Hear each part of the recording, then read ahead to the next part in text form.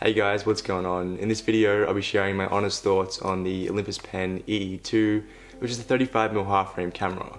So as I always do in these sorts of videos, I'll be sharing what I like and don't like about this camera, as well as some sample photos to hopefully give you a better idea of whether this camera might be for you. So next week, I actually have a video coming out where I go out on location and shoot this camera, so stay tuned for that one. So if you do enjoy this video, then please consider subscribing and leave your thoughts or any questions down in the comments below. So starting off, this camera is actually pretty old. It first came out in 1961 and there were a few variations in the years to come. It's fully automatic with a fixed focus system and auto exposure, so it's a really easy camera to use if you have no technical knowledge of photography whatsoever. There is a little bit of manual override on the aperture side of things, but for the most part, it's a pretty much all automatic camera. I tend to only use the manual override when I'm using flash or when there's not much light available and I really need to drop my aperture. So if you've never been introduced to a half frame camera before, what it means is the 35mm frame is cut in half, so essentially you get twice as many photos on a normal roll of 35mm film. So if you have a 36 exposure roll, it now becomes 72 exposures,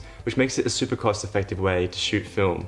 I think one of the biggest issues for any film photographer is normally the price of shooting film, which is completely fair enough because it can be quite expensive. But with this camera, having the ability to shoot double the frames definitely is advantageous. So if you find 36 photos stresses you out, then hopefully having these extra photos will make film photography a bit less daunting. So as I mentioned at the start of this video, this camera is fully automatic, but they're not automatic in the same way that cameras are today. There's no option to expose or even focus by yourself, but instead it's done all by the camera. To be honest, I'm not sure how it works exactly, but out of all the rolls I've ever shot, it always turns out pretty good. Occasionally I'll get a photo that's out of focus or the light might be a little bit off, but you gotta expect that when you are using a camera as old as this one. Even then, say if you are underexposed by a stop or two, there's a little flag in the viewfinder that pops up and it won't actually let you take a photo because the camera locks up, and in that case that's when I'll flip it to manual override and then I can shoot as much as I want. But I guess what's even better about that is this camera is purely mechanical. So what that means is it doesn't actually require any batteries in order to work. I guess that kind of makes sense because there aren't any functions that actually need operating, but it is nice knowing that I won't have to change the battery every few years like I do on some of my other cameras. The only thing you do have to worry about is the light meter, which this camera actually uses the selenium light meter, which is around the lens here. The biggest risk with buying a camera such as this one is once that meter goes, the camera is pretty much dead, so you have to be really careful on what model you buy, especially when it is secondhand. But in saying that, considering how long these cameras have been around and how reliable my meter still is, I would definitely give it at least another 5 or 10 years before this starts to die. So I guess my advice would be when you're using cameras that have the selenium light meter system, make sure you keep it somewhere where there's not much light available, like a case or a bag, just to improve the longevity of the camera. So now moving on to the ergonomics, and this camera by far is the smallest camera I've ever owned. It's obviously not as small as some of the other cameras like a Roll A35, but in saying that, it can still easily fit in my palm, which makes it great for traveling and taking photos on a day-to-day basis. I've taken this camera on loads of overseas trips, and even if I don't end up using it, it doesn't really matter because it really takes up no space at all. A few months ago, a few friends and I went away for the weekend, and I wanted to bring a camera but not something too big. I even felt like my Canon A1 was just a little bit too much. This really was the perfect choice. I was actually going to make a video from this trip, but nothing really came out of it. But once I got the photos back, I thought it would fit well into this video.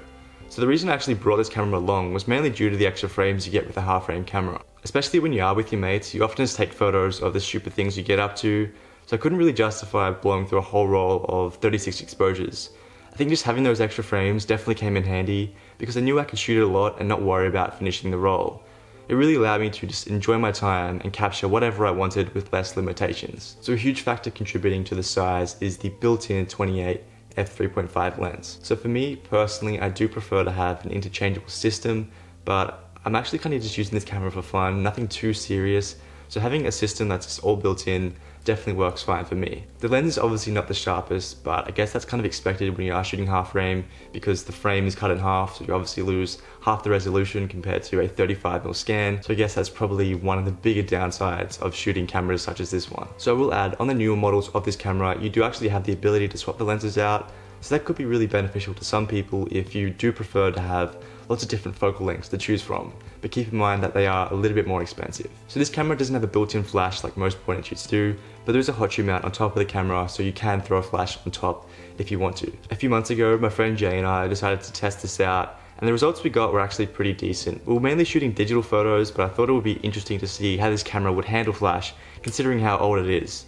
So I wanted to create some kind of movement in my photos to hopefully get some motion blur in the background, while keeping Jay fully in focus. It definitely didn't work out all the time, but I think it turned out pretty good and way better than what I expected. This might not be for everyone, as having a massive flash on a small body like this one isn't exactly practical, but it is nice knowing that the option is there. So with any half frame camera, you're given the option to create these things called diptychs. And what that means is you have two frames next to each other, allowing you to create some really interesting pairings. This might not be for everyone, but it could be a really great way to challenge yourself if you are lacking some inspiration. I will make a video sometime in the future shooting with the purpose of creating diptychs, because I do see more and more people enjoying this way of shooting. However, some labs will actually scan the frame individually rather than the two, so it might be best to let them know beforehand exactly what you prefer. So to be honest, this camera is such a simple camera and there's really not too many details I can really talk about.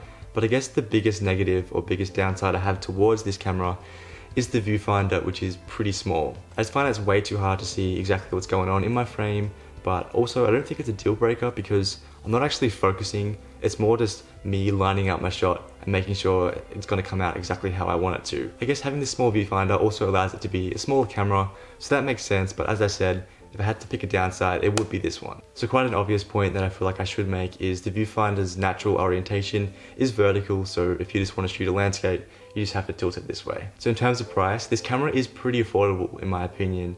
I've seen these go for around $100 Australian for the older models, and the newer models are obviously a little bit more expensive, but due to them being newer, they're probably going to last a lot longer than this one here. So in summary, I personally believe that a half frame camera is a must for any film photographer. It obviously doesn't have to be an Olympus like this one here, but they're just so much fun to use and they really will push your work into a new direction. Personally, I love the size and build quality. It's super easy to use because there aren't too many functions to worry about, and having all those extra frames really takes the stress out of film photography. And if I had to pick a downside, I would probably say it is the viewfinder, but it's definitely not a deal breaker. I know for me, it's not a camera that I use all the time, but when I do end up using it, it's always so much fun, and just having all those extra photos is such a blessing, especially when I'm coming from cameras like the medium format, where you only get 10 photos per roll. So if you want to see more of my videos, then please consider subscribing and leave your thoughts down in the comments below.